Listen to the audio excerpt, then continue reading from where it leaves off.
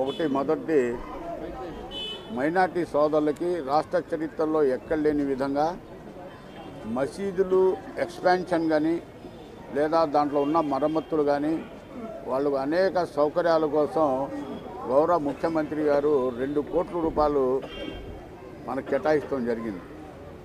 దాని ప్రకారమే ఈరోజు మొత్తం మసీదు కమిటీలందరినీ పిలిచి ఏ మసీదుకి ఎంత వచ్చిందనేది కూడా ఇక్కడ ఉన్న అధికారులు వాళ్ళ ద్వారా తెలియజేస్తారు.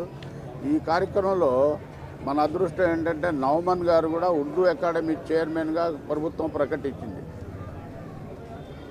నంద్యాల కాన్స్టిట్యున్సీ వారు కూడా హాజరవటం, దీని తర్వాత ఆయన ప్రమాణ స్వీకారం కూడా ఈ స్కూల్లోనే ఉంది ఉర్దూ అకాడమీ చైర్మన్గా. అట్లాగే మన వక్ఫ్ బోర్డు నుంచి సిఇఓ గారు కూడా ఉన్నారు, ఇంకా పెద్దలు చాలామంది ఉన్నారు. మనం రాష్ట్ర ప్రజానీకం ముఖ్యంగా మైనార్టీ సోదరులకు చెప్పేది ఏంటంటే మాటలు కాదు చేతలు చేసే నాయకుడు చంద్రబాబు తప్ప ఇంకోటి కనిపించలా. గతంలో ఎన్నో ప్రభుత్వాలు వచ్చినాయి. హైదరాబాద్ లాంటి నగరంలో ముస్లిం సోదరులకి గుర్తించే హజ్ హౌస్ కట్టించిన చరిత్ర కూడా చంద్రబాబు గారిదే. మైనార్టీ ఆస్తులు కాపాడింది కూడా వక్ఫ్ బోర్డు చంద్రబాబు గారు ముఖ్యమంత్రి ఉన్నప్పుడే. రాజశేఖర్ రెడ్డి గారు ఉన్నప్పుడు నాకు ఒక చిన్న ఉదాహరణ చెప్తా. హైదరాబాద్ నగరంలో పోస్ట్ లొకాలిటీలో 1500 ఎకరాలు ల్యాంప్ వాళ్ళగా అమ్మేశారు. కొన్ని వందల వేల కోట్ల రూపాయల ఆస్తి వాళ్ళకి ఇవ్వటం జరిగింది. అట్లాగే విశాఖపట్నంలో కూడా దోపిడీకి గురి అయింది. కానీ చంద్రబాబు గారు పరిపాలనలో వక్ఫ్ బోర్డు ఆస్తుల్ని కాపాడారు, వక్ఫ్ బోర్డు ఆస్తుల్ని డెవలప్ కూడా చేశారు. ఇవాళ మన ప్రత్యేకంగా నా నియోజకవర్గంలో చూస్తే 15 కోట్ల రూపాయలు రాష్ట్రంలో ఎక్కడ కూడా కళ్యాణ మండపానికి ఇవ్వాల. నాకు తెలిసి రాష్ట్రంలోనే కాదు దేశంలో కూడా కళ్యాణ మండపం మైనార్టీల కోసం ప్రభుత్వం 15 కోట్లు కేటాయిస్తాం అనేది చరిత్ర. రెండోది త్వరలోనే హజ్ హౌస్ కూడా శంకుస్థాపన చేస్తాం, స్థలం కూడా ఖరారైంది, అది కూడా త్వరలోనే పని మొదలు చేసే కార్యక్రమం చేస్తాం. మూడోది ఉర్దూ గర్ల్స్ కోసం intermediate college, junior intermediate college కబేళా పక్కన 2.5 కోట్ల రూపాయలు కేటాయించడం జరిగింది. ఆ కార్యక్రమం కూడా త్వరలోనే మేము ఇచ్చేస్తాం. కార్పొరేషన్ కమిషనర్ గారు రాగానే, ఊరిలో లేరైనా ఆయన రాగానే ఆ పని కూడా మొదలు పెడతాం. నాకు తెలిసినంతవరకు నేను పార్టీలో మారిది, ఈ పార్టీలో వచ్చినాక ప్రత్యేకంగా నా నియోజకవర్గ ప్రజానీకంతో పాటు కులాల మతాలకి అతీతంగా నా నియోజకవర్గంలో ఈ రోజున ఊర్మిళా నగర్ లగాయతు పాల ఫ్యాక్టరీ నుంచి కేదరాస్పేట వరకు 200 కోట్ల రూపాయలతో అభివృద్ధి కార్యక్రమాలు జరుగుతుంది. అన్ని రోడ్లు, క్రాస్ రోడ్లు, మెయిన్ రోడ్లు అన్నీ కూడా సీసీ రోడ్లు వేసాం, వైరింగ్ మార్చాం, స్తంభాలు మార్చాం, సబ్ స్టేషన్లు తెచ్చాం.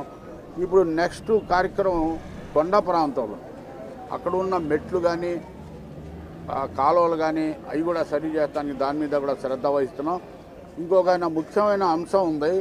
Urmila Nagar, Brindavan colony, HB colony, Brahmayya Nagar, ఈ 4 కూడా మన అవుటర్ ఫాల్ డ్రైన్ కోసం ఆనాడు 47 కోట్లు తీసుకొచ్చాం.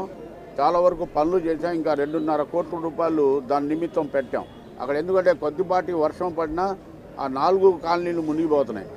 మన కమిషనర్ గారితో కూడా మాట్లాడాం. అది గొల్లపొడిలో ఒక 80 పాకలు ఉన్నాయి. ఆ పాకలు గొల్లపొడి వాళ్ళు సహకరిస్తే పంచాయతీ వాళ్ళు, నేను మినిస్టర్ గారికి కూడా చెప్పా, త్వరలోనే ఆ పాకలు తీపిచ్చి ఆ కాలువలు కూడా తీసే కార్యక్రమం కూడా త్వరలోనే చేస్తున్నాం. అట్లాగా అనేక అభివృద్ధి కార్యక్రమాలు, ఏ పని కూడా అవ్వకుండా లేదు ఇక్కడ. భగవంతుడి వల్ల, అల్లా దయ వలన, చంద్రబాబు గారి పుణ్యం అంటూ మన పశ్చిమ నియోజకవర్గం బ్రహ్మాండంగా డెవలప్ అవుతుంది. పేద ప్రజలకు కూడా ఎవరైనా అనారోగ్యంగా ఉంటే నా నియోజకవర్గంలో ఇచ్చిన సీఎం రిలీఫ్ ఫండ్ చాలా గర్వంగా చెప్పుకోగలుగుతా. ఎక్కడ రాలా. 5 లక్షలు, 7 లక్షలు, హార్ట్ మార్పిడికి మొన్న 10 లక్షలు తెచ్చాం. అట్లాగే లివర్కి 7 లక్షలు తెచ్చాం. ఇస్తూనే ఉన్నాం డైలీ. కాబట్టి అదే ఒక మనకి పార్టీ మారటం వల్ల పేదోళ్ళకి న్యాయం చేసే ఇది చేసాం. ఇంకో మనకు అదృష్టం ఏంటంటే రాష్ట్రంలో ఏ నియోజకవర్గానికి పట్టణంలో ఇల్లులు రాలా. 3 నియోజకవర్గాలకు వచ్చినాయి రాష్ట్రంలో. దాంట్లో ఆ నియోజకవర్గం నా ఒక నియోజకవర్గం. త్వరలోనే అది కూడా టెండర్ పిలిచారు. పట్టణంలో దాదాపు 2000 ఇల్లులు మాకు అవకాశం కలిగింది. ఆ 2000 ఇల్లులు కూడా త్వరలోనే మన పేద వర్గాలకి ఇవ్వటం జరుగుతుంది. ఆల్రెడీ సర్వే కూడా అయిపోయినాయి. ఆ పేర్లు గవర్నమెంట్ వాళ్ళు అది కూడా కేటాయిస్తారు. రోజు ఏదో కార్యక్రమంతో ప్రజల్లోకి వెళ్తున్నా, ప్రజల్ని ఏ రకంగా ఆదుకోవాలి, పేద ప్రజల్ని ఏ రకంగా మనం సహాయం చేయాలనే దాని మీదే దృష్టి పెట్టి పనిచేస్తున్నాం. ఇది భగవంతుడు ఇచ్చిన వరం. నేను నిజంగా పార్టీ మారి చాలా గొప్ప పని చేశాను అనుకుంటున్నా. ఇంకోటి కూడా నంద్యాల ఎన్నికలు కూడా రేపు ఏదో తాటాకు చప్పుడులాగా మాట్లాడుతున్నారు, కానీ నంద్యాల ఎన్నికలు కూడా రేపు టీడీపీ పార్టీ గెలవబోతుంది. అక్కడ చంద్రబాబు గారు మరి అఖిల ప్రియా గారిని కానీ భూమానాగిరెడ్డి వాళ్ళ నాన్నగారు కానీ పార్టీ మారటానికి మూల కారణం నంద్యాల పట్టణం అభివృద్ధి కోసం వాళ్ళు పార్టీ మారారు. అక్కడ నేను మొన్న వెళ్ళా, చూసా. మొత్తం ఎప్పటి నుంచో ఉన్న ప్రశ్న అది. రోడ్డు వైండింగ్లు చేయాలి, చాలా అడ్డంగా చిన్న చిన్న రోడ్లు బాగాలేదు. దానికోసం ఇవాళ చంద్రబాబు గారు మన అన్ని బిల్డింగ్స్ పగలగొట్టడం జరిగింది. చాలా ఇమీడియట్గా పనులు చేయమని కూడా అధికారులకు ఆర్డర్ ఇచ్చారు. దాంతోపాటు ఇప్పుడు 48 ఎకరాలు స్థలం కూడా కేటాయించారు. ఎందుకంటే పేదరికం ఎక్కువ ఉంది నంద్యాలలో, ముఖ్యంగా మైనార్టీల్లో ఎక్కువ ఉంది. ఇల్లులు కట్టి ఇవ్వాలనే ఆలోచనతో 10,000 ఇల్లులు కట్టాలనే ఆలోచనతో స్థలం కూడా కేటాయించారు. చాలా కార్యక్రమాలకి శంకుస్థాపన చేశారు. ఎందుకంటే నంద్యాల చాలా వెనకబడి ఉంది. దాన్ని బ్రహ్మాండమైన నగరంగా మరి బ్యూటిఫికేషన్ చేస్తామని కూడా పనులు జరుగుతున్నాయి. ఇప్పుడు ప్రజలు ఒకటే ఆలోచిస్తున్నారు, చంద్రబాబు నాయుడు గారు ముఖ్యమంత్రి ఉంటే ఆయనకు ఉన్న అనుభవం, ఆయనకు ఉన్న విజన్, ఆయనకు కష్టపడే మనస్తత్వం, ఆయన ఉంటేనే మా భవిష్యత్తు బాగుంటుంది తప్ప ఈ అల్లరి చిల్లరు వాళ్ళు వస్తే ఈ రాష్ట్రాన్ని పాలించలేరు. జగన్కి అనుభవం లేదు, ఆయనకు ఉన్న అహంకారం, అందరినీ ధిక్కరిస్తాం. ఆ రకమైన వాతావరణంలో ఈ రాష్ట్రం బాగుపడదు. చాలా బీహార్లా రాష్ట్రంలాగా తయారయ్యే పరిస్థితి ఉందని చంద్రబాబు గారు ఉంటేనే బాగుంటుందనే ఆలోచనతో ప్రజానికం ఉన్నారు.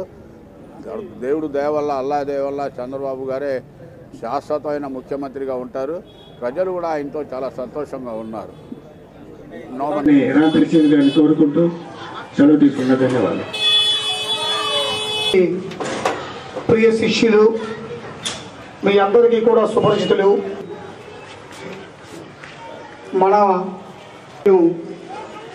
మనందరి అదృష్టంగాను సభకి తెలియజేసుకుంటూ, ఈనాటి ఈ సభా కార్యక్రమం యొక్క ప్రధాన ఉద్దేశ్యం మీ అందరికీ ఈ రాష్ట్ర చరిత్రలో కానీ ఒక అధ్యక్షులు పెద్దలు సలీం గారిని కూడా వేదిక మీద రావాల్సిందిగా. చాలా శుభదినం, పవిత్ర దినమని కూడా నేను మనవి చేస్తా ఉన్నా. ఈ ఆరాధనతో అన్ని ప్రదేశాల కంటే పవిత్ర ప్రదేశంగా భావించేటటువంటి ఈ దేశ చరిత్రలో లేని విధంగా రాష్ట్రం, నేను మైనార్టీల ప్రతినిధిగా ఉన్నాను. ఉండేటటువంటి వ్యక్తులు వారు ఉన్నాయి, వాటికి తగినటువంటి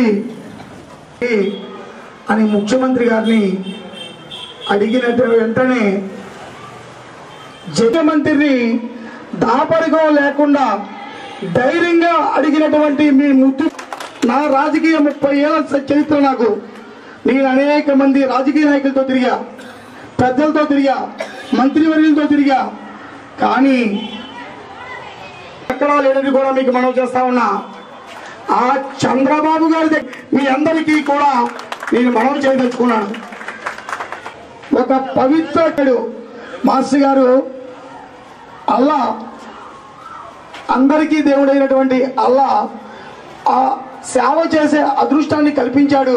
అయినటువంటి అదృష్టంగా భావిస్తున్నానని చెప్పాడే తప్ప ఈ మసీదులకి నేను శాసనసభ్యుడిగా 2 కోట్ల రూపాయలు ఈ రాష్ట్ర చరిత్రలో కానీ ఒక అధ్యక్షులు పెద్దలు సలీం గారిని కూడా వేదిక మీద రావాల్సిందిగా. చాలా శుభదినం, పవిత్ర దినమని కూడా నేను మనవి చేస్తా ఉన్నా. ఈ ఆరాధనతో అన్ని ప్రదేశాల కంటే పవిత్ర ప్రదేశంగా భావించేటటువంటి ఈ దేశ చరిత్రలో లేని విధంగా రాష్ట్రం, నేను మైనార్టీల ప్రతినిధిగా ఉన్నాను. ఉండేటటువంటి వ్యక్తులు వారు